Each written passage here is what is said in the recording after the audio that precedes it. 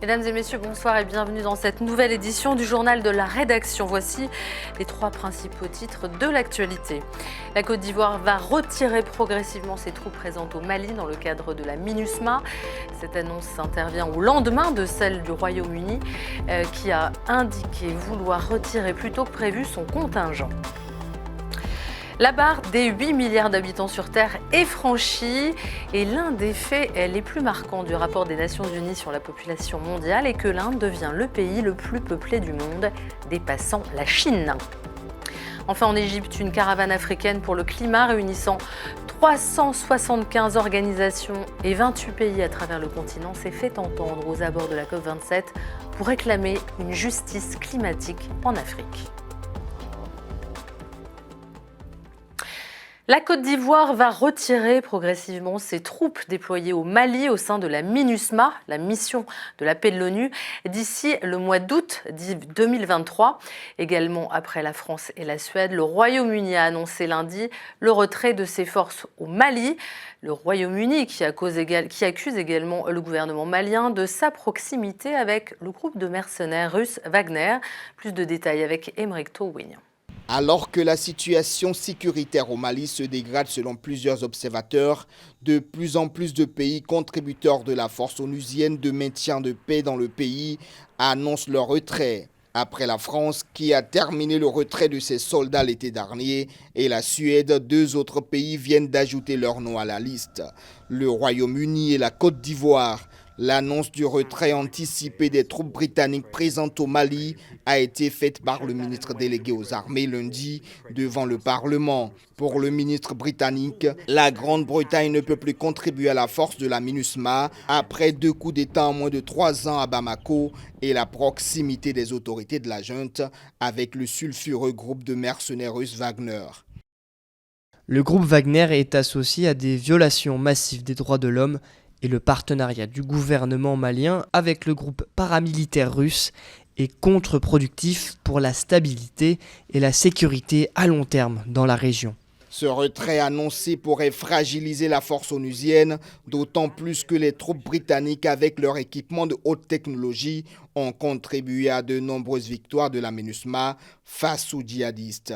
Pour ce qui est de la Côte d'Ivoire, c'est à travers une lettre de son ambassadeur à l'ONU que le pays a informé de sa décision de retirer progressivement sa participation militaire et policière à la force de maintien de paix des Nations Unies au Mali. Cette lettre vient confirmer la volonté exprimée par le ministre ivoirien Léon Kakou-Adom lors d'un entretien avec le secrétaire général adjoint de l'ONU chargé des opérations de paix fin octobre dernier. En clair, le pays stoppe la rotation de ses troupes et le remplacement de son personnel militaire et paramilitaire au sein de la MINUSMA à compter du mois d'août de l'année prochaine.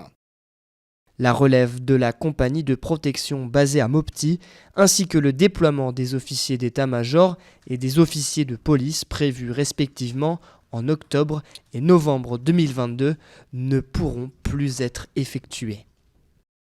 Si le Royaume-Uni justifie son retrait anticipé par le partenariat décrié entre le groupe Wagner et les autorités maliennes, la Côte d'Ivoire, elle, ne donne pas de précision sur les raisons de son retrait.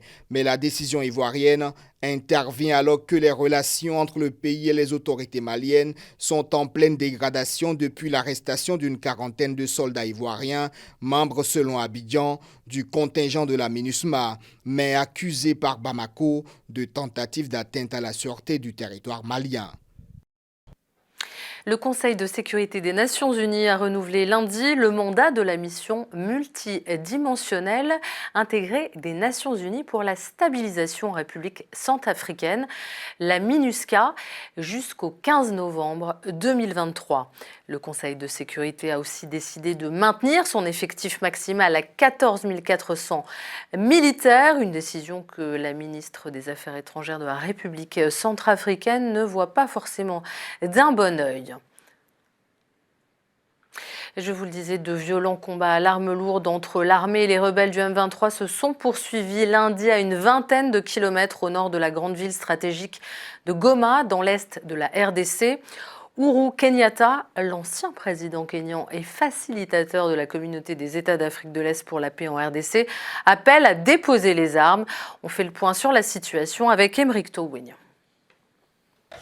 Ils sont déterminés à en finir avec cette agression des rebelles du M23. Ces jeunes de l'Est du Congo démocratique vont bientôt s'ajouter à l'effectif des forces armées de la RDC au front non loin de Goma.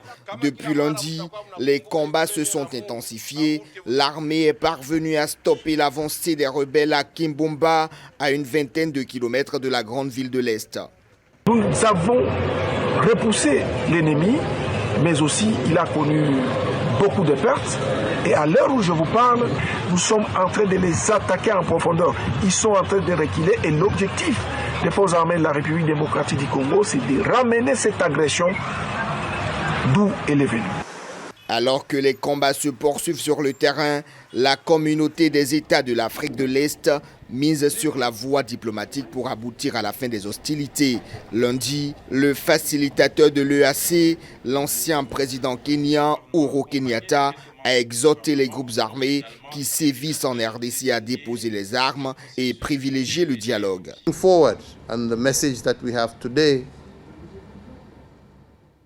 Le message que nous voulons faire passer est le suivant. Tous les groupes armés doivent déposer leurs armes et choisir la voie de la paix par le dialogue.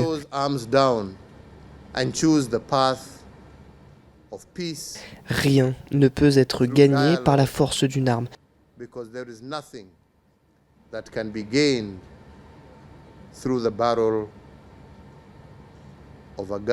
Depuis la reprise des combats dans l'est du pays, les camps de déplacés à Goma et environ débordent.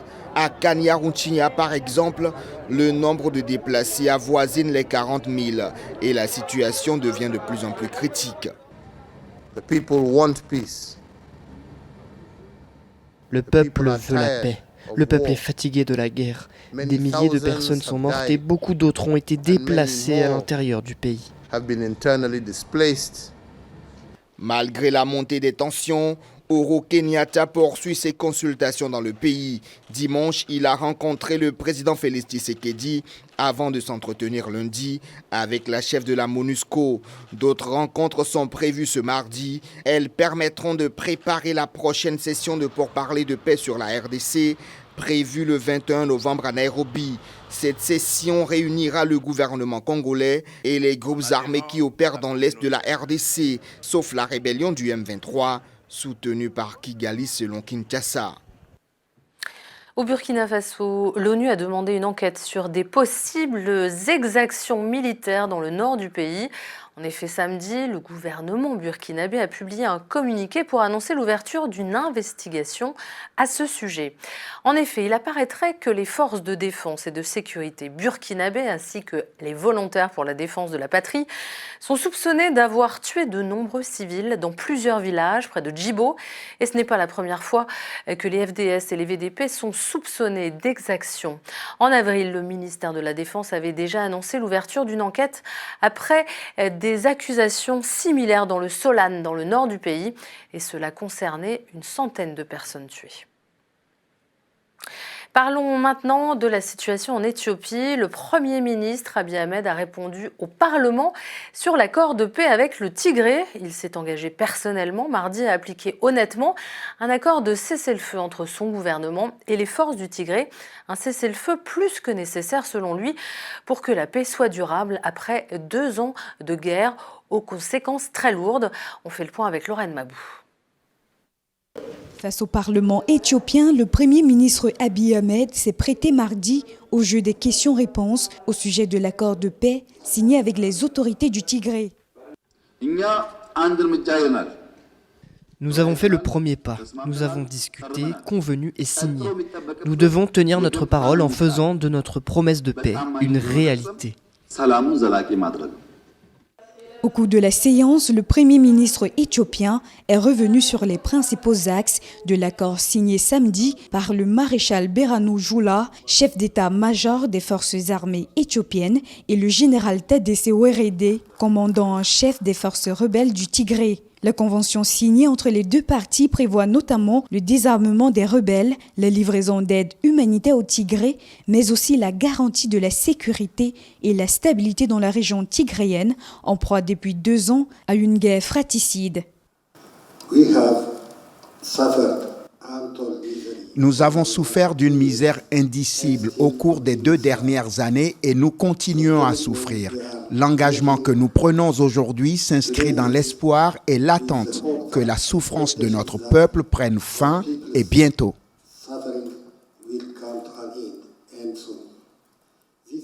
Le Premier ministre Abiy Ahmed a assuré durant la session que son gouvernement et l'armée fédérale apportent d'ores et déjà de l'aide dans les zones touchées par le conflit. La réparation des réseaux de télécommunications et de l'électricité est en cours dans certaines parties de la région.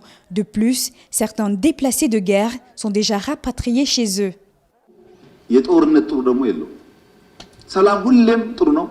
Il n'y a pas de bonne guerre ou de mauvaise paix. La guerre est toujours mauvaise, même si vous gagnez. Vous tuez des gens et crachez des dollars. Il n'y a aucun profit à faire.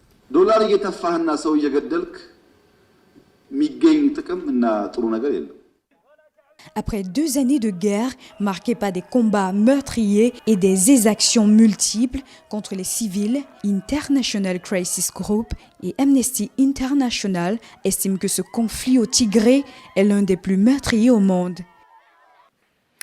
De nouveaux chiffres sont sortis concernant la démographie. La population mondiale dépasse aujourd'hui les 8 milliards d'habitants, selon l'estimation officielle des Nations Unies. L'Inde, pays de 1,4 milliard d'habitants, deviendra le plus peuplé du monde en 2023, surpassant ainsi la Chine et devrait connaître des prochaines décennies une explosion de sa population urbaine. Il y avait 2,5 milliards d'habitants en 1950. Cette augmentation est le résultat d'une augmentation progressive de la durée de la vie grâce aux progrès réalisés en termes de santé publique, de nutrition, d'hygiène personnelle et de médecine. Démographie toujours, je vous propose un coup de projecteur sur le Nigeria où vous allez voir comment le boom démographique vient aujourd'hui sérieusement perturber le bon fonctionnement des transports en commun. En effet, à la fin du siècle, les 3 villes les plus peuplées au monde seront africaines, dont Lagos. Reportage. Ces minibus jaunes, souvent en mauvais état, transportent au quotidien au Nigeria des milliers de personnes. À Lagos, la capitale économique du Nigeria, ces bus jaunes constituent le réseau de transport informel le plus abordable. Dans cette ville de plus de 20 millions d'habitants, les services publics sont quasi inexistants.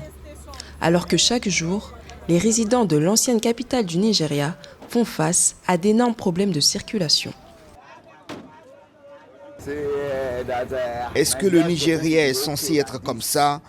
Toute cette circulation à laquelle nous sommes habitués, à l'aller comme au retour. Nous ne sommes pas censés y faire face.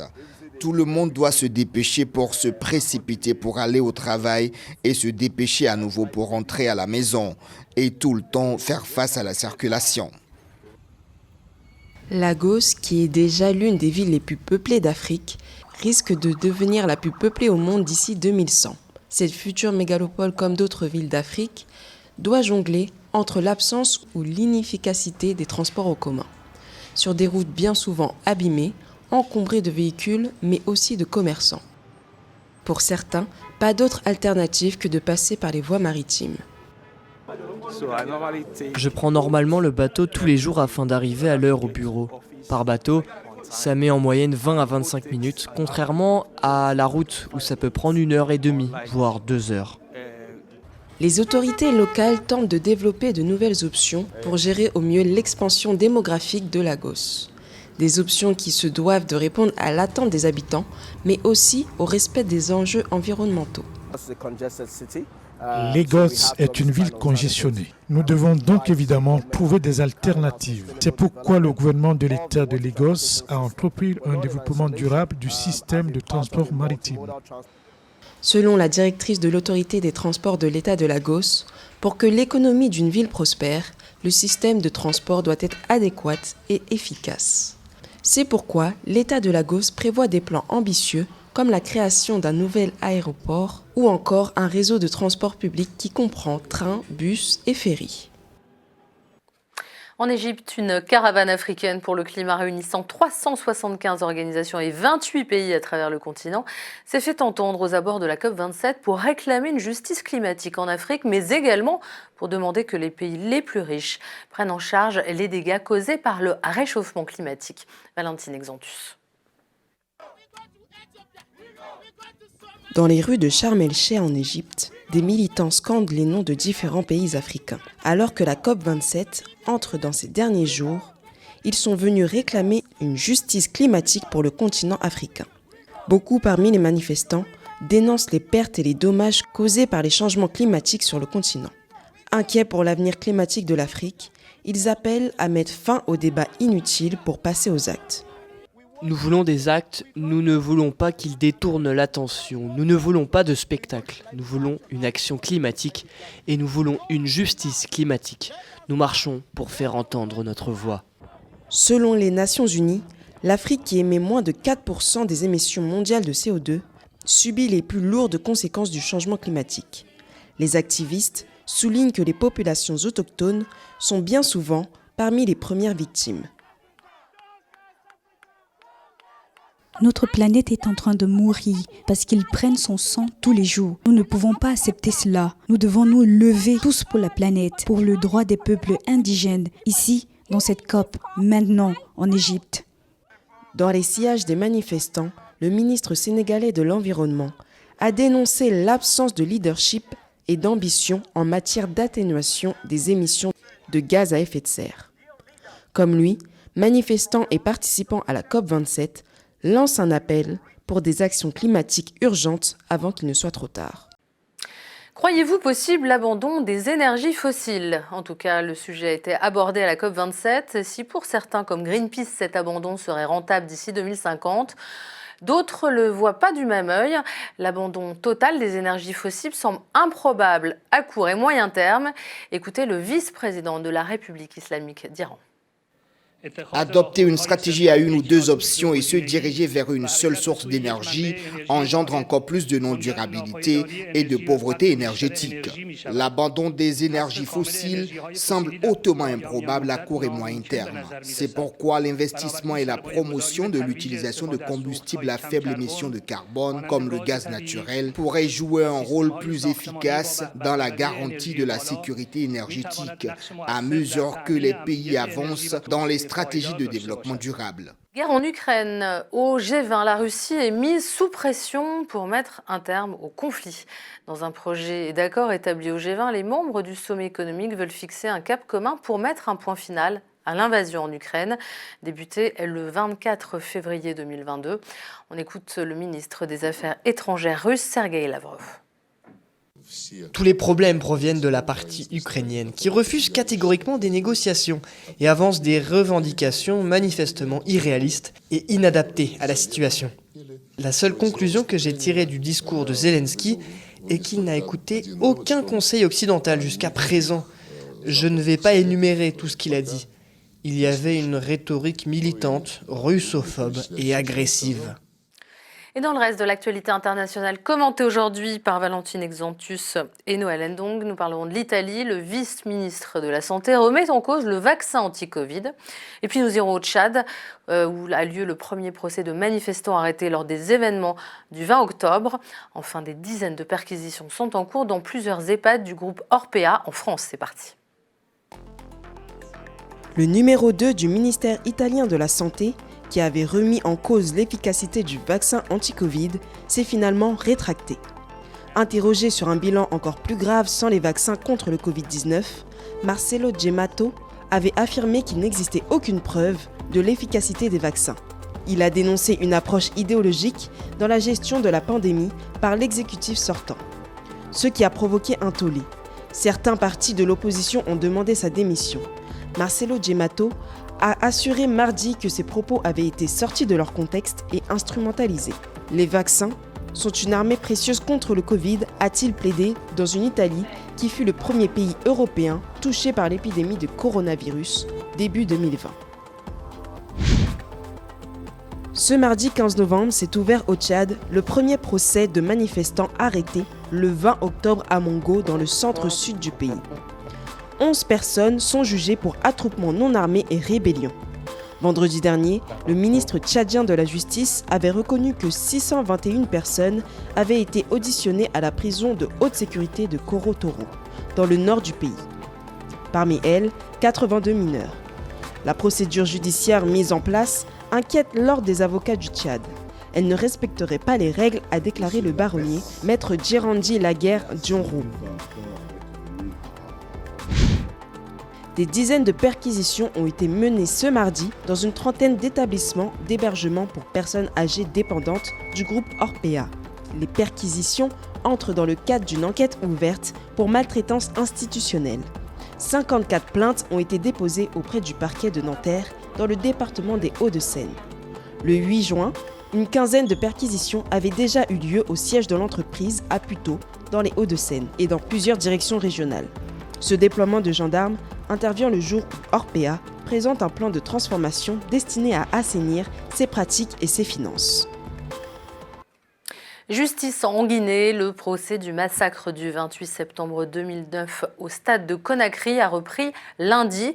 C'était le 18e jour d'audience au tribunal criminel de Dixine qui a été marqué par la prise de parole de l'ancien ministre de la Santé Abdoulaye Chérif Diaby, 5e accusé à la barre. Il a nié en bloc les accusations, affirmant qu'il n'a jamais été au stade et qu'il avait fait demi-tour pour mobiliser les ambulances. Mais en marge du procès, des commentaires sur les réseaux sociaux ont blessé les victimes du massacre du 28 septembre. Avocats et activistes de défense des droits de l'homme, des utilisateurs se permettent de reprendre des montages parodiques.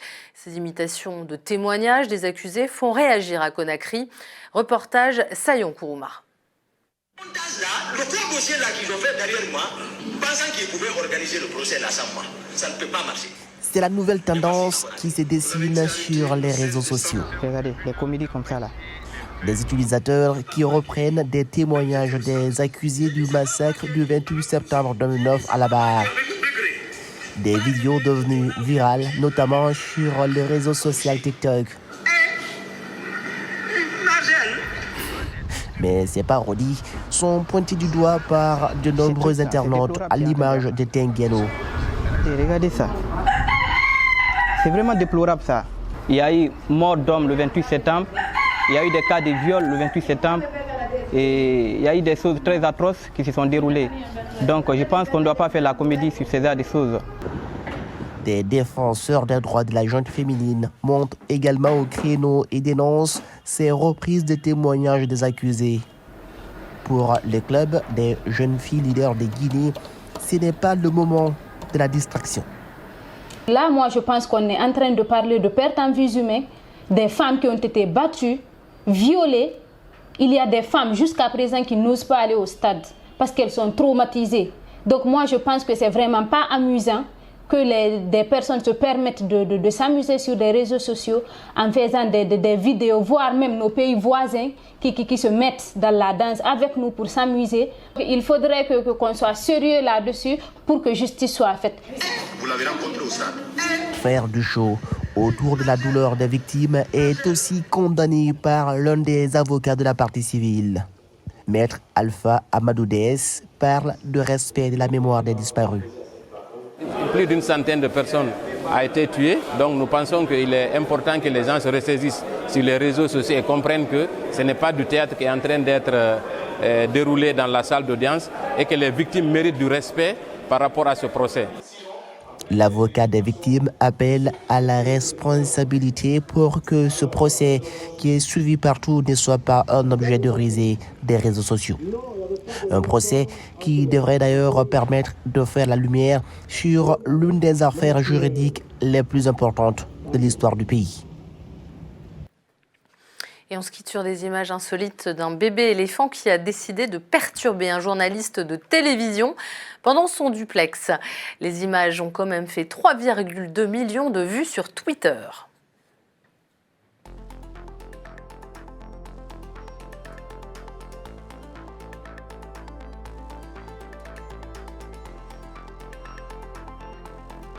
C'est la fin de ce journal. Merci de nous avoir suivis. Restez avec nous, le programme continue sur Télé Sud. Et à demain.